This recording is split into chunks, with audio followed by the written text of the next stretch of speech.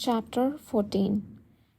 The empire had a total of 5 ducal families. Most of these families were prestigious and had been around since the founding of the empire. The founders of these ducal families were mostly the children of the first emperor. When Ivanor, the first emperor's eldest son, ascended the throne, the remaining 4 siblings each received a duchy and became dukes. Kishir, who held the title of Duke of Peleta, was a very rare case. It was extremely uncommon for someone who inherited the title of the duke within the empire to bear the surname Lahore.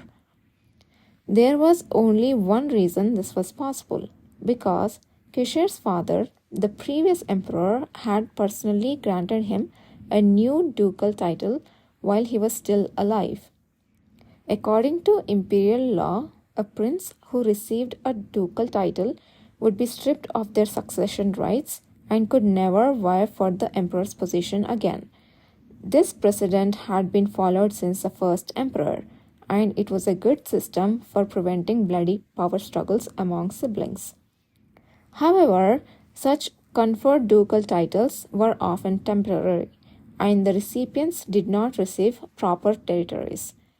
Most of these dukes had no power, and for various reasons, they remained unmarried until they died. They quietly bowed their heads and lived in the corners of their territories until they disappeared from history. The nobles believed that there must have been a significant problem with Kishir Lahore, even if they didn't know what it was. Rumors circulated that he was outwardly fine but impotent and of low intelligence. Kishir did not deny these rumors and enjoyed playing along with them. He was famous for his love affairs since his days as a prince, but there was not a single person who claimed to have had his child, so the rumor was treated almost as a fact. The emperor's leniency towards his younger brother, Kishir, was also believed to be because of this. It was thought that he was simply indulgent towards his only full-blooded sibling who had not caused any significant accidents. So, when Kishir first revealed his abilities and founded the cavalry unit and became its leader, some people believed he was just a playful duke who had awakened his powers and wanted to play as a commander for a while. It didn't take long for the misconception to be shattered. Even if it appeared to be the first meaningful awakener group founded by a duke from the imperial family, it wasn't as beautiful from the inside. Nevertheless, the fact that Kishir, bearing the surname Lahore, could take charge of a military group without causing any significant disruption, despite the image of challenging the emperor's authority, meant that there were a hidden power structure that ordinary people could not see. Yudhir only learned of this fact after becoming the commander. There might be even more circumstances he didn't know about, but those could not be known with both Kishir and the previous emperor dead. Thus, Yudhir became even more curious about the real reason Kishir had founded this organization. He knew that Kishir was neither as foolish nor as important as some people claimed. Was the noble reason Kishir Lahore had mentioned really true? Was that all there was to it? You seem to be surprised upon hearing my name, that you can't even speak? Yudhir, who had been deep in thought, snapped back to reality to the sound of Keol the Diarcha's chuckling. The Diarcha ducal house was related by blood to the crown prince, who was to become the next emperor.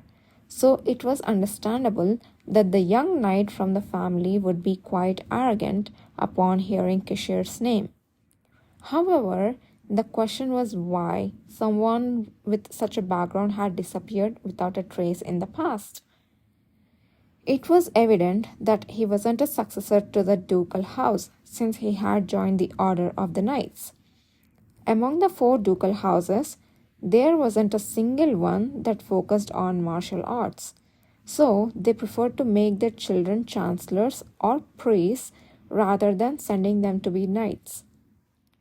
Yet, despite this, he had become a knight, which meant he must not have been significant in his family.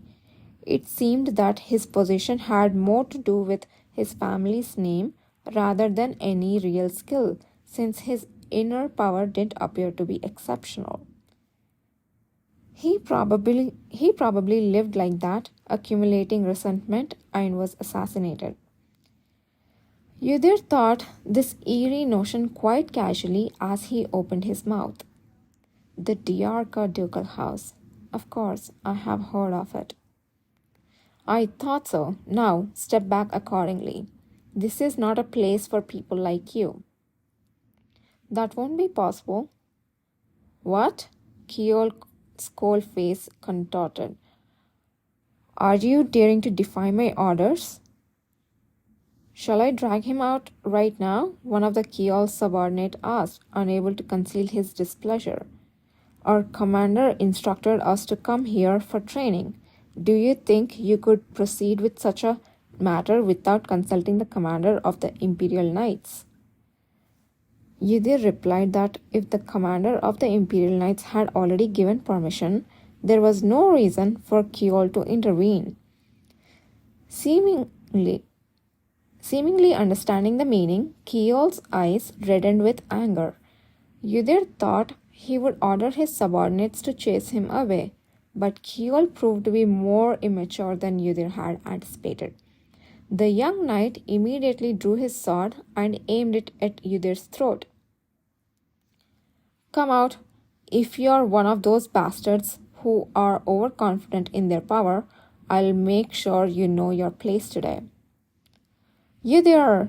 From behind, Gakane rushed forward, trying to block Yudhir's path. I have heard that the Imperial Knights don't draw their swords for no reason. Escalating this situation won't be good for you either. You're all so careless with your words. Keol aimed sword didn't waver. Yudhir grabbed Gakane's shoulder as he tried to step forward in defense. Gakane, it's fine. Step back. Yudhir, surely you're not. The cavalry members are not much different from the Imperial Knights in terms of legal status. If both parties agree, a duel is acceptable. A duel between a commoner and a noble was not normally possible. However, the situation was unique. As Yudhir quietly pointed this out, the cavalry members who were standing behind him opened their mouths in unison. Gakane's expression was the same. There's no way it's all right, Yudhir. Even so. It's all right. Yudhir spoke with certainty. Upon hearing his resolute voice, the strength momentarily drained from Gakane's green eyes. Yudhir tilted his head as he stepped aside. It's perfect since we are in the training grounds. I accept your duel request. However, I don't have a weapon, so you'll need to provide me with a sword. Ha! Flame sparked in Keol's eyes. I have truly never met such an insolent fellow in my life. Congratulations, you have made me curious about the name of a commoner. What is your name? Didn't he just hear it? Yudhir subtly pitied his intelligence and opened his mouth. It's Yudhir. Good. You, give your sword to that man. But my sword is a family treasure passed down from my father. As Keol gestured and spoke to one of his servants standing behind him, the servant made a grimace and lowered his head. The sight was so amusing that laughter broke out momentarily among the cavalry, forgetting the serious situation they were in. What on earth is he? He's not even a 5-year-old kid. Even the kids in our village wouldn't play like that. Give me yours. No. Who is babbling nonsense now? At Keogh's thunderous shout, the cavalry members fell silent again.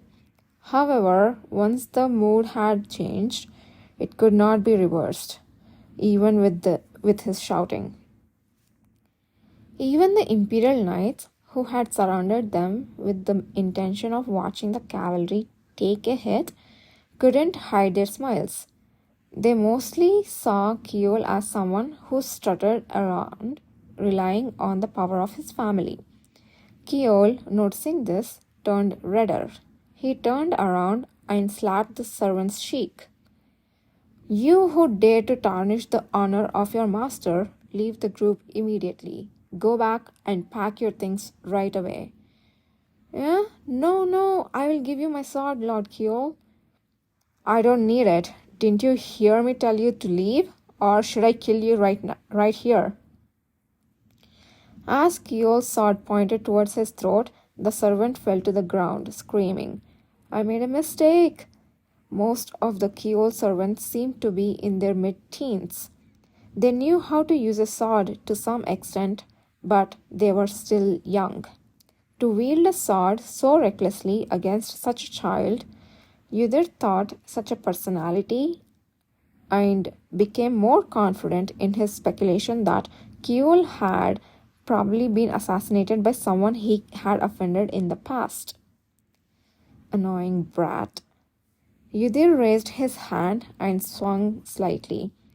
Then, as if caught by an invisible hand, the sword Keogh was holding stopped and twisted towards Udir. What? Lord Keogh! Fortunately, Keogh didn't lose his grip on the sword. However, he couldn't withstand the force of the sword moving on its own, and he fell forward. Dust rose over the splendid training ground, where the eagle's pattern had been engraved, with white powder and the tightly packed soil. Everyone was in shock. Keogh himself, his subordinate knights, and the others surrounding them were all shocked that they couldn't say anything. The only one not surprised here was Udir himself.